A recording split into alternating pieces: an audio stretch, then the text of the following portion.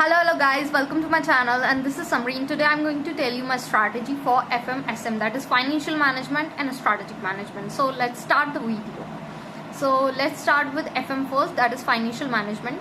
जो बच्चे जिनकी मैथ्स अच्छी है उनको फाइनेंशियल मैनेजमेंट पे बहुत फोकस करना चाहिए एंड जिन बच्चों का लर्निंग पार्ट बहुत अच्छा है उनको स्ट्रैटेजिक मैनेजमेंट पे फोकस करना चाहिए. This is my personal opinion. लेकिन अगर आप दोनों पे फोकस कर सकते हो, आप दोनों में अच्छा कर सकते हो, then definitely you can do it. So मैं FM में बताती हूँ कि सबसे पहले कैटेगरी ऑफ चैप्टर्स जो आपको करना चाहिए, दैट इज़ फर्स्ट आपका चैप्टर नंबर 4 जो है आपका cost of capital. Cost of capital में आपको ये चीज़ ध्यान में रखनी है कि जो डिफरेंट उन्होंने दे रखा है ना कि कॉस्ट ऑफ रिडीमेबल डिबेंचर्स कैसे निकालना है, कॉस्ट ऑफ रिडीमेबल डिबेंचर्स कैसे निकालना है, कॉस्ट ऑफ इक्विटी कैसे निकालना है, उसके जो डिफरेंट मेथड दे रखे हैं कॉस्ट ऑफ इक्विटी निकालने के, आपको उनकी जो है कॉन्सेप्ट क्लियरिटी बहुत अच्छी होनी चाहिए. जैसे कि एक जगह होता है, जैसे कि अगर आप कॉस्ट ऑफ इरिडीमेबल या redeemable, I did not exactly remember but I am telling you the concept कि आपको कहीं पे करंट मार्केट वैल्यू लेनी पड़ती है एंड कहीं पे इशू प्राइस लेना पड़ता है. तो आपको ये दिमाग में बिल्कुल क्लियर होना चाहिए कि मुझे कहाँ पे करंट मार्केट वैल्यू लेनी है एंड कहाँ पे इशू प्राइस लेना है. Okay, so in chapter number 4 that is cost of capital आपकी कॉन्सेप्ट क्लियरिटी बहुत अच्छी होनी चाहिए. अगर कोई आपसे नींद में भी पूछ ले कि भाई कॉस्ट ऑफ इक्विटी में अगर मैं ये वाला अप्रोच फॉलो कर रहा हूँ तो उसमें कौन सा फॉर्मूला है. So in chapter number 4 the concept clarity is very important. Now coming on to chapter number 5 that is capital structure. Now capital structure में डिफरेंट थ्योरीज दे रखी हैं.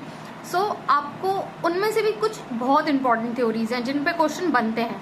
सो आपको बस उस थ्योरी का जो मोस्ट इम्पॉर्टेंट पार्ट है ना वो याद होना चाहिए. आपको एक दिमाग में ना चार्ट होना चाहिए कि हाँ इसके बाद ये थ्योरी आती है, इसके बाद ये थ्योरी आती है एंड इस थ्योरी में ये इंपॉर्टेंट है, उस थ्योरी में ये इंपॉर्टेंट है, इस थ्योरी में ये वाला फॉर्मूला लगता है, इस थ्योरी में ऐसा होता है.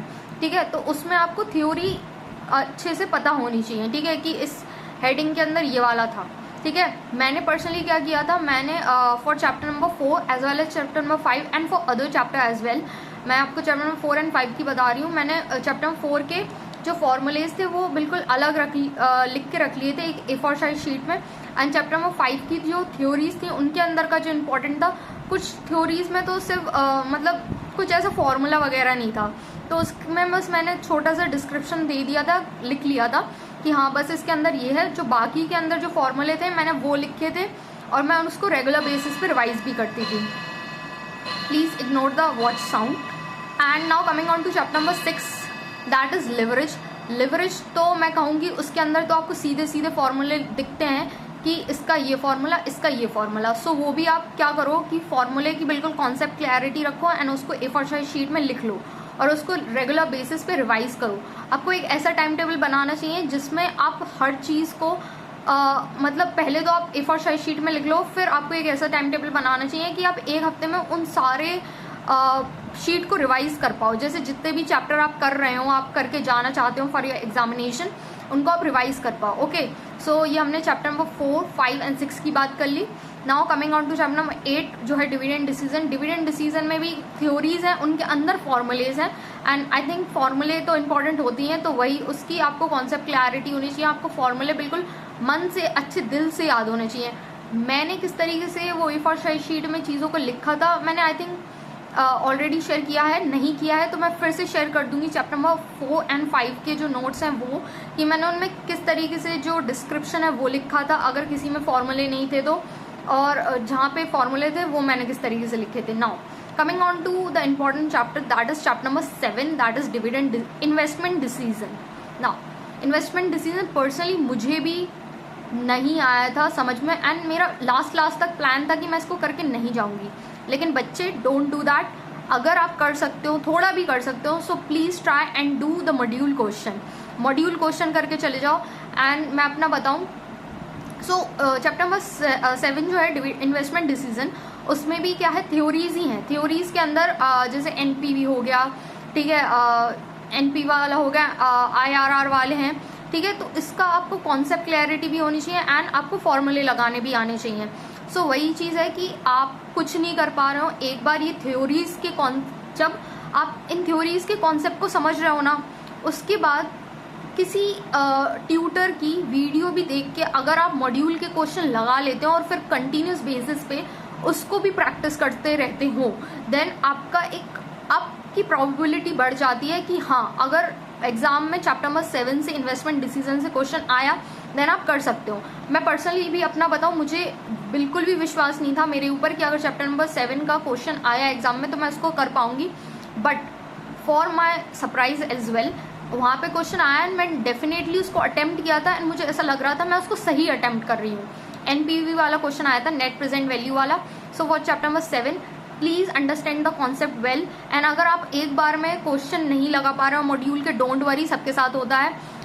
Take help of some faculty on YouTube, और जो भी आपने परचेज की हो उन्होंने जो जो क्वेश्चन लगवाए हैं या जो जो आप सर्च करके लगा सकते हो मॉड्यूल के क्वेश्चन, वो सारे लगाओ and do not ignore that chapter. Okay, now coming on to chapter number 9 में बहुत सारी यूनिट्स हैं, but let me tell you, अगर आप चैप्टर नंबर 9 के फर्स्ट यूनिट को कॉन्कर कर लेते हो जो कि introduction to working capital management, so मैं बता रही हूँ, आई गारंटी आप उसको कॉन्कर कर लो, उसके बाद जितने भी यूनिट्स हैं वो आप कर सकते हो, डेफिनेटली कर सकते हो। चैप्टर नंबर 9 के फर्स्ट यूनिट में आपकी बस कॉन्सेप्ट क्लियरिटी होनी चाहिए स्ट्रॉन्ग, कि हाँ, अगर आपको इस फॉर्मेट में क्वेश्चन दिया है, चैप्टर नंबर 9 में ना फॉर्मेट ऑफ द क्वेश्चन का ना बहुत खेल है, ठीक है, तो आपको फॉर्मेटिंग जो है ना वो थोड़ी सी देखनी है, ठीक है। और कुछ क्वेश्चन ऐसे हैं जो शायद जैसे I did not remember exactly, but जो प्रैक्टिकल प्रॉब्लम में 4 या 5 है चैप्टर नंबर 9 की, उसमें उन्होंने इतना कॉम्प्लेक्स एडजस्टमेंट बोल लूँ मैं, इतना कॉम्प्लेक्स एडजस्टमेंट दे रखा है कि कोई भी उसको शायद एक बार में सही से नहीं कर पाएगा। So don't worry, you are also not in that category कि सबसे हो रहा है और आपसे नहीं हो रहा, वो शायद किसी से भी एक बार में नहीं होता। सो आप उस पर रेगुलरली प्रैक्टिस करो, उसका कॉन्सेप्ट समझते रहो, उसके कॉन्सेप्ट को छोड़ो मत, ठीक है। एंड चैप्टर नंबर 9 के फर्स्ट यूनिट को एक बार अच्छे से कर लो, गो थ्रू द कॉन्सेप्ट, उसके जो उससे रिलेटेड जो क्वेश्चन दे रखे हैं मॉड्यूल में वो अच्छे से कर लो। उसके बाद आई थिंक जो यूनिट है आपकी कैश मैनेजमेंट एंड रिसीवेबल, सिर्फ वही बचती है, और उसमें भी एक प्री डिफाइंड फॉर्मेट है, आपको बस वो प्री डिफाइंड फॉर्मेट याद रखना है कैश मैनेजमेंट में एंड रिसीवेबल वाले में। उसको अगर वो आपके दिमाग में रहेगा ना, so you can easily solve the question. उसके बाद जितनी यूनिट्स बचती हैं उसमें तो छोटी मोटी चीज़ें हैं and you can easily cover that, ठीक है। तो यही सब चीज़ें हैं। आपको आई अगेन से दैट कि चैप्टर नंबर 9 को ना बहुत बड़ा चैप्टर मत मानो, बस उसकी पहली यूनिट को कॉन्कर करके देखो आप एक बार, then you can easily do everything. Okay, now coming on to chapter number 3, ratio analysis. मैं आपको बताऊं, मैंने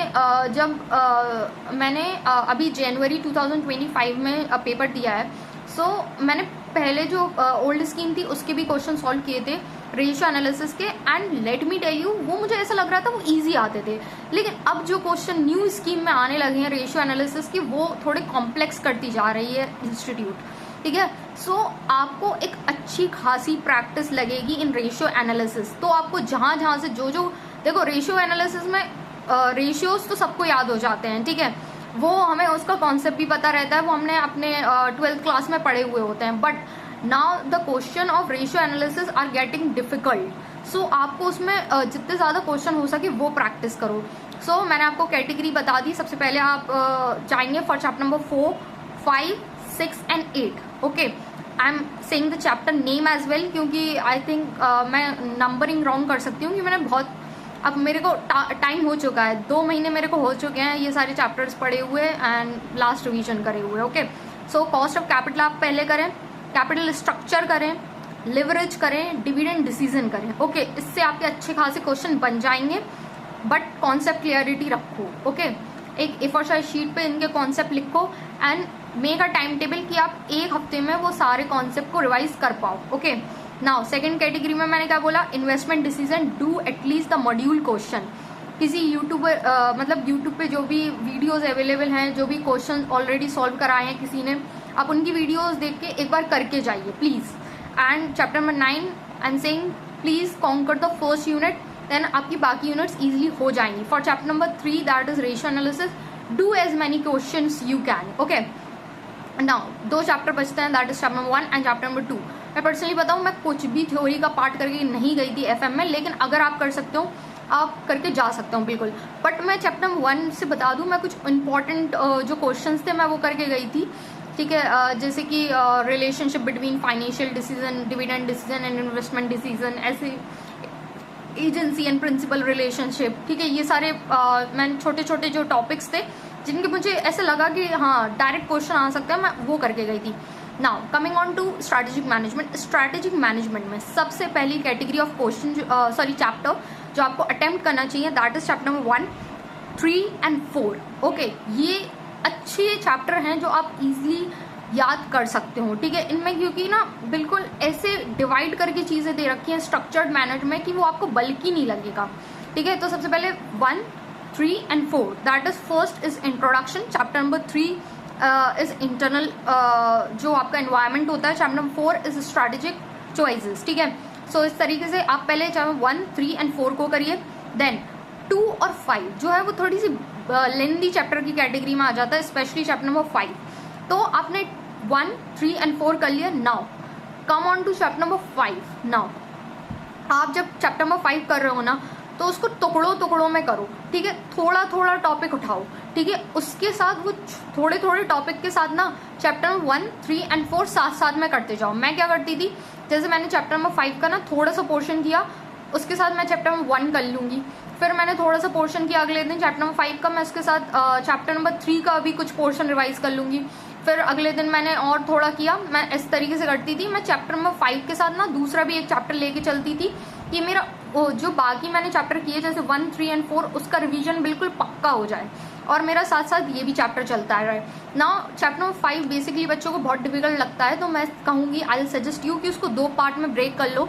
जो कैपिटल स्ट्रक्चर से पहले जितने भी टॉपिक है उसको एक चैप्टर मानो, एंड कैपिटल स्ट्रक्चर के बाद जितने भी टॉपिक है आप उसको अलग चैप्टर मानो, ठीक है।